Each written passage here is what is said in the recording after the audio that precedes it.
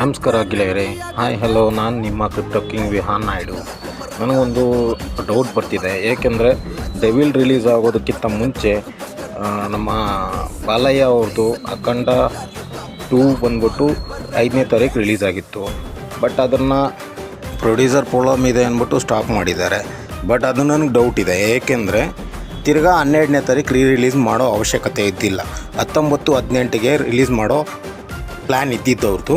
But 12ನೇ ತಾರೀಕು ಮಾಡಿದ್ದಾರೆ ಅಂದರೆ ನಮ್ಮ ಕನ್ನಡ ಇಂಡಸ್ಟ್ರಿಯಲ್ಲಿ ಇರೋ ಅವರೇ ಇದರಲ್ಲಿ ಕೈವಾಡ ಮಾಡಿದ್ದಾರೆ ಅಂತ ನನಗೆ ಸಂದೇಹ ಇದೆ.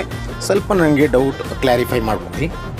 18, 19 ಡೇಟ್ ಇತ್ತು, ಆ ಟೈಮಲ್ಲಿ ಮಾಡ್ಬೋದಾಗಿತ್ತು ಅವರು. ಬಟ್ ಏನಕ್ಕೆ ಇವರು ಈ ಥರ ಮಾಡಿದ್ದಾರೆ ಅಂತ ನನಗೆ ಗೊತ್ತಾಗ್ತಾ ಇಲ್ಲ.